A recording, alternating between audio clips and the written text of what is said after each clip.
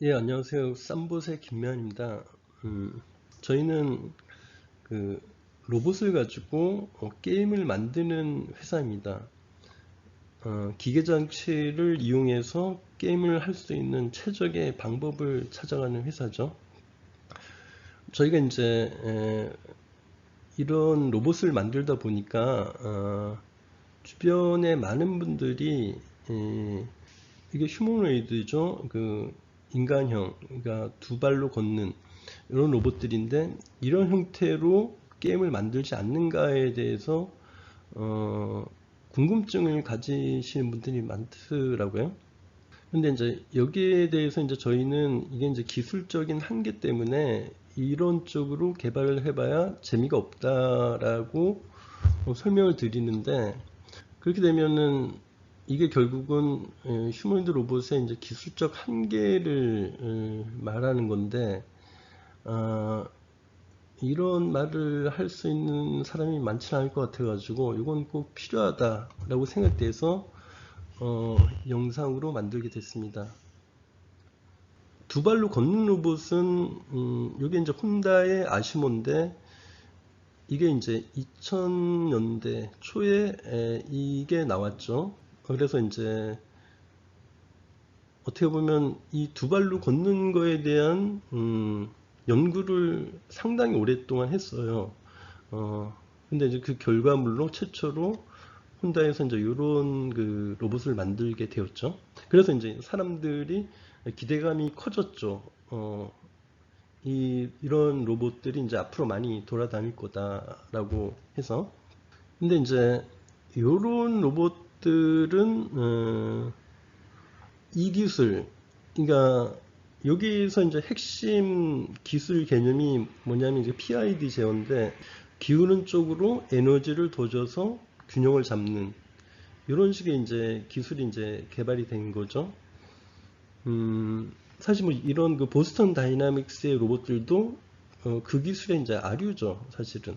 보면 그 기술이 핵심이고 거기서 이제 좀씩 업그레이드해 나가는 건데, 이걸 개발을 하고 나서 혼다 측에서 이 개발된 기술에 대해서 이제 오픈을 했죠. 오픈을 하다 보니까 이 기술을 이용하여 가지고 드론이라든가 세그웨이 이런 형식의 로봇들이죠. 로봇들을 개발하게 됐습니다. 아, 이 그 드론을 보면은 이 PID 제어, 이 균형 잡는 거를 더 쉽게 이해를 할 수가 있을 것 같은데, 음,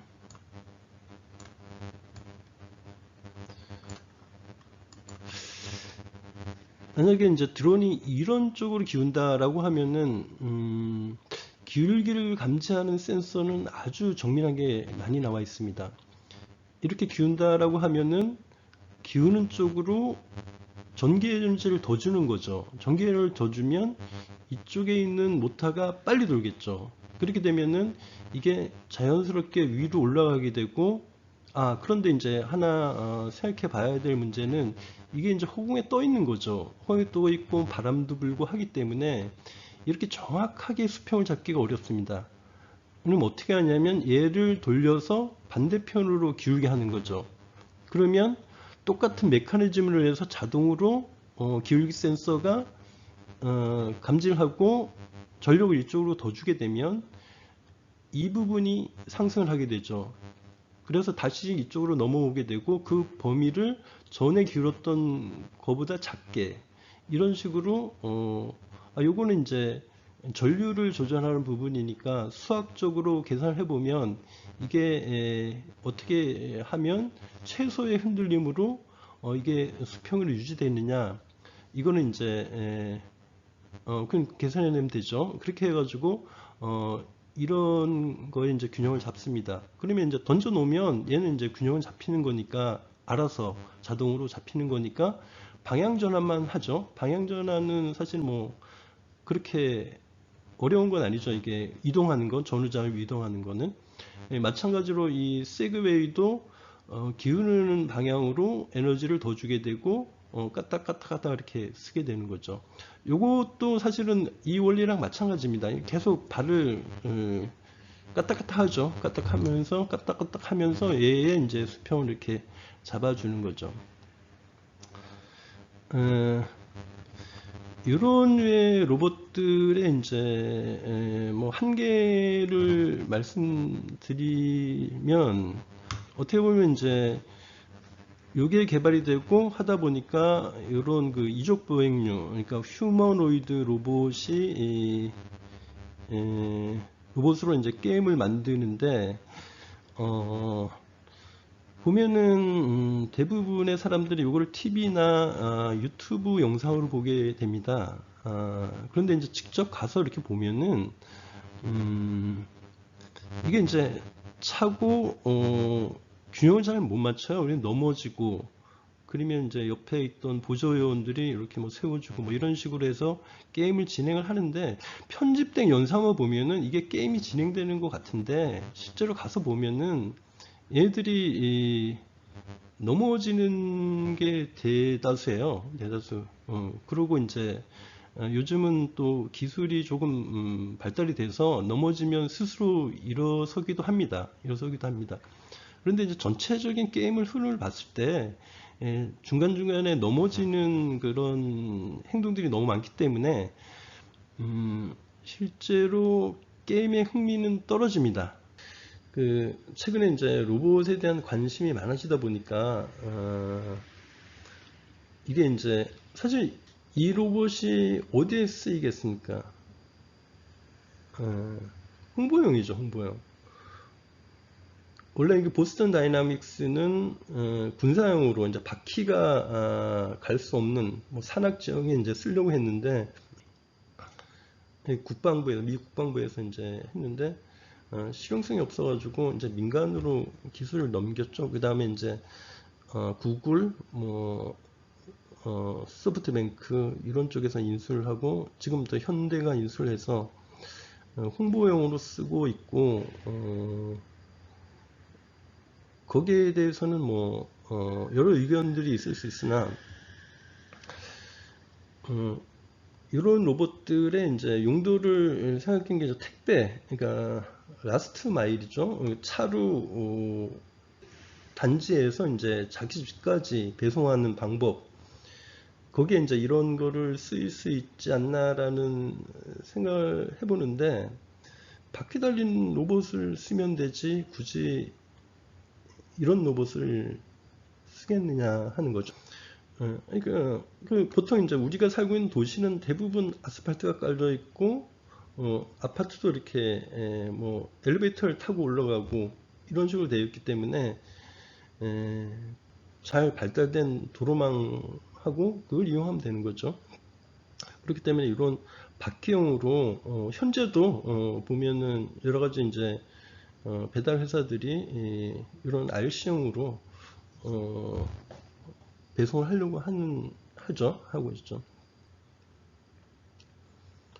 실제로 이 기술의 한계를 설명드리면 이렇게 정리하면 되겠습니다. 이런 로봇들은 모양은 사람이지만 나는 덤블링을 할 수가 없어요. 근데 얘는 덤블링을 하죠. 그런데 얘를 가지고 어디 잔디밭에 가가지고 풀을 뽑으라, 그럼 못 뽑죠. 저는 지금이라도 나가가지고 잔디밭에 풀을 뽑을 수가 있어요. 요게 모양은 사람 모양인데 사람하고는 다른 그냥 기계 덩어리다, 이렇게 뱅글뱅글 도는 기계를 만들었을 뿐이다, 이렇게 이해를 해야지 이거를 사람의 대용으로 생각하면 안 되는 거죠. 모양을 이렇게 인형이 사람은 아니잖아요. 그렇게 생각하는 게 맞고, 실질적으로 이게 뭐 발달이 돼 가지고 이런 게임들이 재밌어지려고 하면은 그거는 이제 상당한 오랜 기간이 걸리고 그게 될지 안 될지도 사실은 저는 의문입니다. 뭐 AI 인공지능을 사용해서 이거를 뭐 사람같이 할 수 있지 않겠느냐, 뭐 이런 생각도 해볼 수 있는데, 그 AI는 그 이름이 인공지능이지 사람하고는 다릅니다. 쉽게 얘기하면 검색 엔진이죠. 뭐냐면 이제 그 알파고를 이렇게 보면, 그러니까 이세돌이랑 바둑을 두었던 그 알파고를 보면은, 이 알파고는 과거에 수많은 기보들을 저장해 놓고 있죠. 저장해 놓고 있고, 이 사람이 여기를 뒀을 때, 그 다음에 어디를 두면은 우승 확률이, 이길 확률이 높았는가. 이걸 이제 검색해내는 거죠. 사람은 그렇게 바둑을 두지 않죠. 내가 여기를 뒀을 때 상대방은 여기를 두고, 여기를 뒀을 때 또 나는 또 이쪽을 두고, 이런 식으로 이제 따져 나가는 거죠. 따져 나가는 건데, 그런 방식으로 AI는 계산하지 않고, 어, 수많은 데이터들, 만약에 이런 뭐 공장 로봇 같은 경우는 그게 가능해요. 계속 같은 동작을 반복했는데, 이 많은 데이터를 저장해 놓고 어땠을 때 오류가 났다. 이렇게 되면 어떤 식으로 이제 반응하겠다. 이런 식의 동작을 할 수 있어도 이걸 이제 예측하는 그런 쪽의 기술은, 근데 우리가 생각하는 그런 뭐 공상과학 영화에서 나오는 그런 거랑은 좀 다르다. 이렇게 보시면 되고, 현재 기술로는 이렇게 이제 균형을 잡는 거, 그다음에 이제 관절 움직이는 거는 여기 이제 서브 모터인데, 서브 모터의 특징이 일반적인 모터는 이렇게 뱅글뱅글 돌죠. 근데 서브 모터는 이렇게 각도를 제어를 할 수 있어요. 180도만 돌아라 뭐 이런 식의 제어를 할 수 있기 때문에 이걸 가지고 여러 개를 붙여 놓으면, 쉽게 말하면 이거를, 이 서버 모터를 뭐 10개를 붙였다라고 하면 이런 식의 에, 관절 로봇도 만들 수가 있는 거죠. 손가락 움직이는 그런 식의 기술이 여기에 적용이 되는 거죠. 그렇게 되면은 수평 잡고 관절 움직이고 이런 식의 로봇이라고 볼 수 있습니다. 네, 감사합니다. 쌈봇의 김명환이었습니다.